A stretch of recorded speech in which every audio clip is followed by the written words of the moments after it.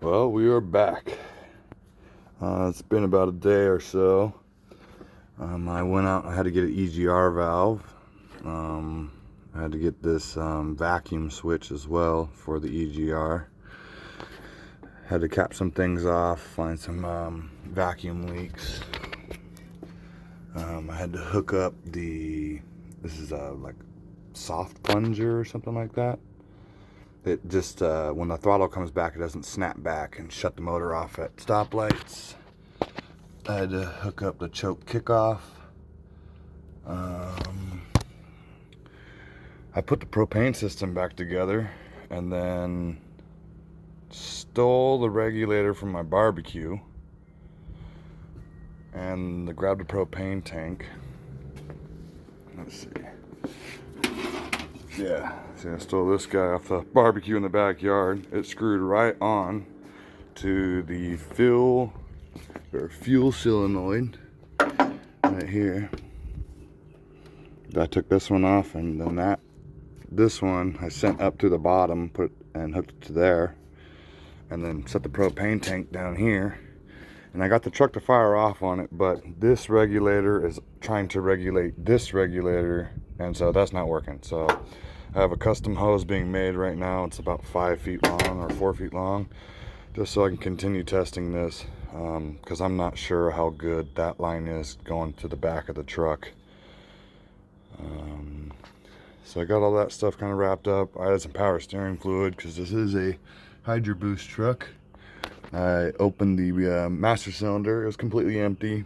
I put some fluid in it, tried to pump the brakes, and I don't even think there's no bubbles coming out of it, nothing going on. So, and then earlier, I put the fuel tank on the seat, fuel line down to the electric pump, and then I backed it out of the driveway under its own power, drove it down the street, hit the brakes, realized that there was no brakes. Probably should test that before I left the driveway. But yeah, today I think I'm going to focus on just making sure everything's wrapped up in here. I do need to go get a set of plug wires. The plugs don't look bad, but I know it needs plug wires. There's one right there.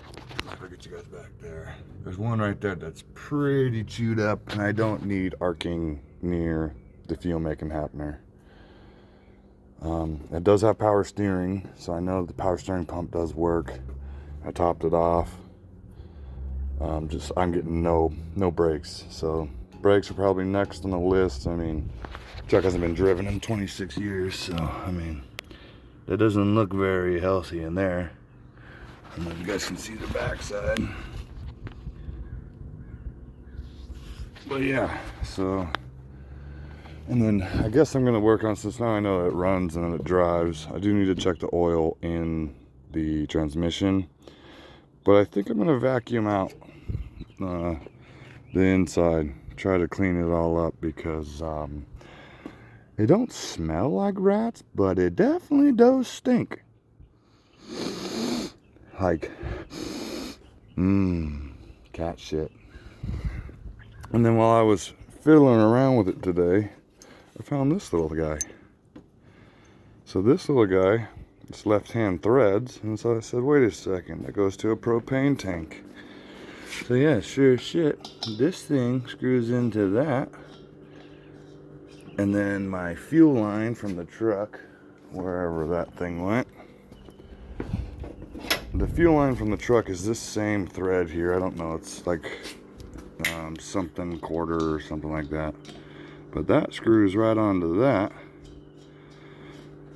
So in theory, if I just get a line made with that end on this end, I think I can run this.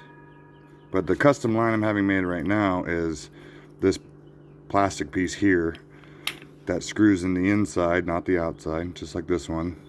And it has this on the other end. So we'll see. But yeah, I found that on the dash. If I would have found that earlier, I just would have got a 5-foot hose with these two ends on it, and we'd have been good to go. But that hose that I'm having made, that thing's like fucking, it was ridiculous, $70-something or something like that. But yeah, gonna keep going, and then I got another one over there I got to do next. So we'll see how this goes. And since I live in California, I had to get the EGR valve. This has headers on it that do not have any compliance stickers on it. So I found the score of a lifetime yesterday. Big block headers with the air tubes. No cracks in the air tubes. One-way valves work, both sides. $50. That's a huge score. And then so there's some things I got to replace on it. There's a part number for the EGR valve. This is for a big block Chevy, 80s. There's the vacuum switch that goes on the thermostat housing.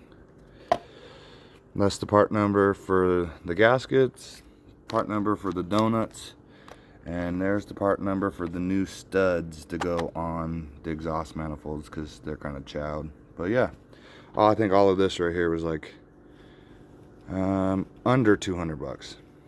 I think that was the most expensive thing, and it was $61. So, yep.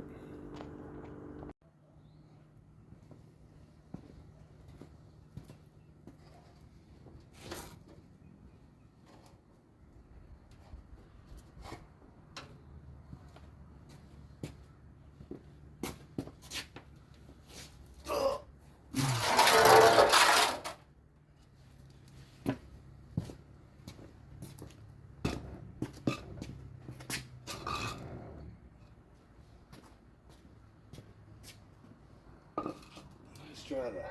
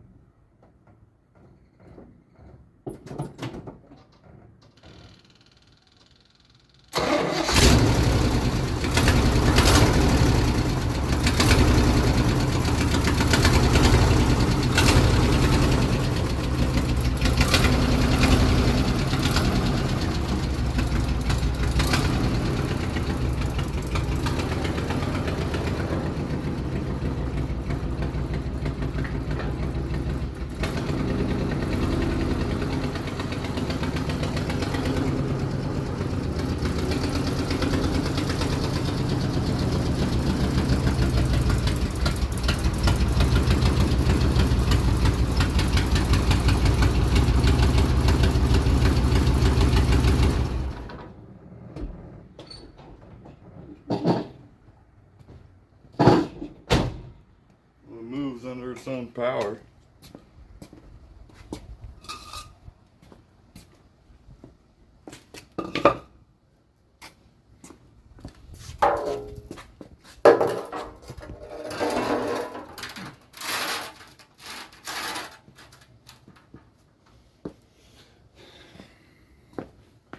It's a little drippy.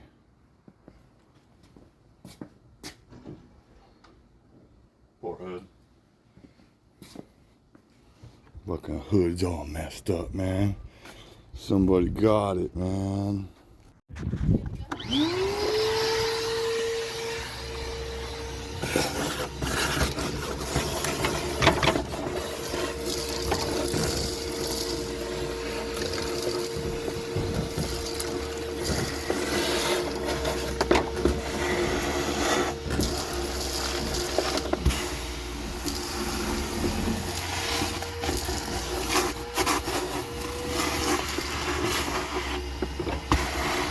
What the? It's supposed to be attached.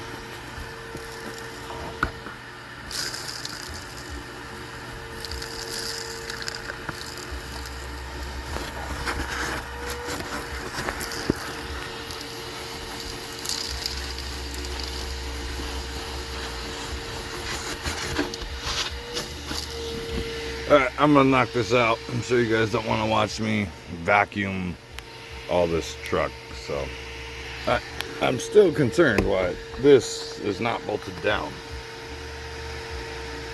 Okay. Got the seat moved forwards. I see something. What the? Oh boy. This is a donut. What the hell?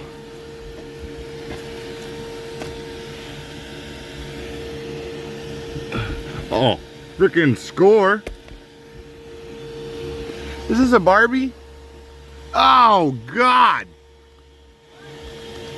Ow, she's missing a leg. Ow.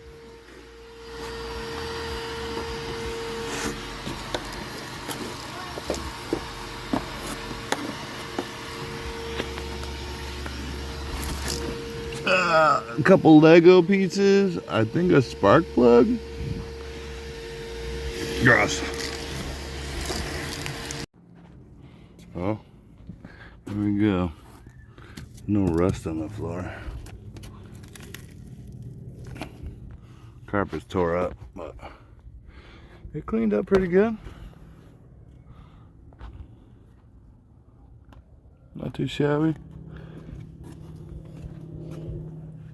I did find the corner cab, camper special trim, goes right there. And then I did find a new fuel gauge for the propane tank. So let's see, that's all the way full. Yeah, 95. Yeah, this thing works pretty good. I have to get that one installed because the other one does not work. It says it's got like 50 pounds in it. That tank's empty. But, oh yeah, found a homemade yardstick. I don't know what that's for, but yeah, truck cleaned up pretty good. Now time to move it again.